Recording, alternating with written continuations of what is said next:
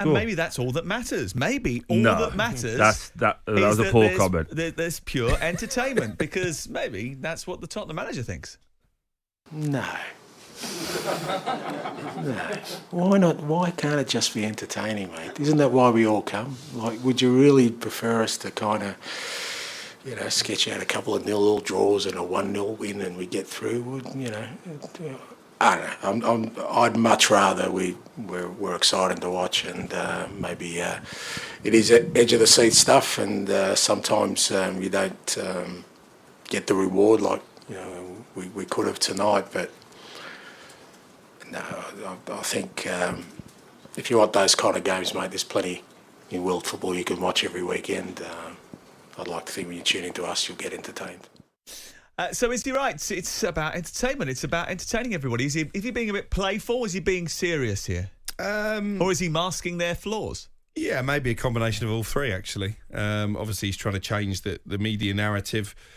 I think there's a fine balance. I think Tottenham fans complained for years that the football wasn't entertaining enough, particularly under Jose Mourinho and Conte and Nuno Espirito Santo as well. But they want a trophy. And I don't think, I've said it before and I'll say it again, this brand of football, given the opposition, Roma are not a great Italian side these days, hence the fact they've had 3 managers this season. They've called Claudio Ranieri out of retirement. To give them 18 shots on your goal at home is not the recipe to win a trophy. So they're going to be great to watch. As a neutral, I love going to the Tottenham Hotspur Stadium because you are always going to be entertained. As a fan, I would be tearing my hair out because I want to win silverware. And his brand of football is not going to deliver silverware. And this is not supposed to be in any way disrespectful, but it is, 24 shots Spurs had last night. Roma had 18, as Crook has already pointed out. It finished 2-2. Both teams had goals disallowed. The woodwork was rattled with regularity. It is a bit Kevin Keegan, Ozzy Ardiles, isn't it? Is there a way of winning trophies with that style of football?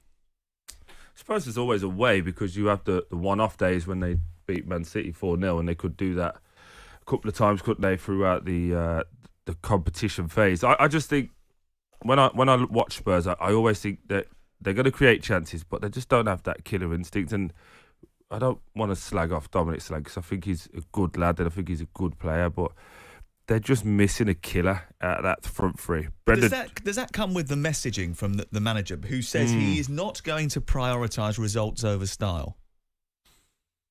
Suppose. But I just, the question was, suppose. Will you prioritise results over style? And he was, no, we want to be entertaining. Yeah, no, I totally buy that. I just think as a player, you should be... He's in a position now, as a striker, you're looking, right, I'm going to get 5 shots a game. I should be trying to get well over 20 goals this season, which is difficult to do in the Premier League anyway, but he's getting a lot of shots and a lot of chances, and I don't know, I want to reach into him because he's a lovely person, go, come on, just pretend. Every time you step on a pitch, pretend to be a not so nice person and just go into that mode and get some goals. And I'm surprised you picked out Solanke as one of the main issues, though, because they are scoring goals. If you were the centre forward, I'm not saying it's a main issue. I'm just saying when I look at him, I think they create so many chances. Yeah, he was really good against City, though, wasn't he? Yeah, he was very good. Yeah. I'm not disputing that. If you purely just looking on yesterday, I think Pedro Porro was awful. His positioning was awful. Well, that's what I was going to say to you. If you're the number 9 in that team, if you're the centre forward and you're scoring goals, and he has scored goals, and Kulusevski chipped in with goals, Maddison scored goals, Son scores goals. Yeah. If you're a forward player, are you not hammering that defence? And even the manager in the dressing room. Because if you're doing your job and they're not keeping goals out at the other end, that's going to be a source of frustration. The problem surely. is with that, though, mate, is they don't do it consistently, but at both ends. So they're not winning 4. They're not scoring 4 each game or 3 each game. They usually get a couple, though. Yeah, but there's been games where they've missed loads of chances and not scored at all. So if you start getting into, well, we did our job, you didn't do yours, that's not good for team harmony anyway. The reason I said with Solanke is because he's the figurehead of that. I think Son misses a lot of chances. I think Brendan Johnson, who's going through a purple patch this year, misses a lot of chances on the whole. And I just think even when they put Richarlison in, they're not exactly killers that go and kill games off. And the way that they play with that brand of football, they have to have a night like they did against Man City, where they go and every time they go forward, they score. You would be having a go at your defence, though. If you were in a team that were the top scorers in the Premier League, 27 goals, 3 more than anybody else. You just scored 3 more goals than Liverpool, yet you're conceding goals at crucial times that cost you points. You'd be having a word. You'd have a word. I wouldn't be having I wouldn't be blaming. I wouldn't be saying it's your fault because you can make loads of arguments. They've lost their 2 centre-halves, lost their goalkeeper. There's a big reason. Would you knock on the manager's door and say, Gaffer, I think we're a little bit too open? I wouldn't knock on the door for that. I'd bring it up in a team meeting on a Monday or today when they're assessing the goals and the way it went in. Because if you watch the last goal in the last minute, when that breaks across the box and the lad fires it back across the goal, they've got 3 people standing on the back post. Yeah, and it's Hummels who wants it more. And there's 4 people for Spurs standing, pointing. But that's the kind of thing I'd be going, why aren't we doing our job? Because somebody like James Maddison, he's throwing himself at the ball. Yeah. And we don't put that at James's door.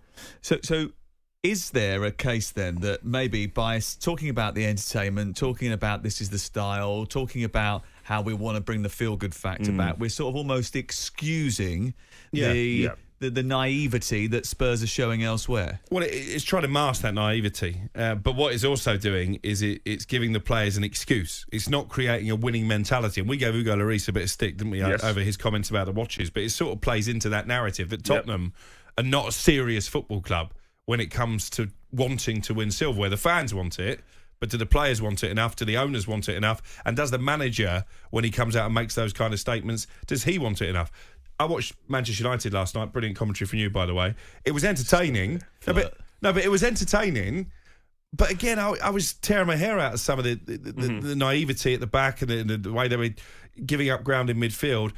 I'd rather my team won with a little bit of conviction and with a little bit of comfort. I don't want it to be helter-skelter every week. Not every week, but you don't mind it when it's entertaining, do you? You wouldn't want to be bored. You wouldn't want to be watching a team that won 3-0 every single week and there was no jeopardy. I wouldn't mind it.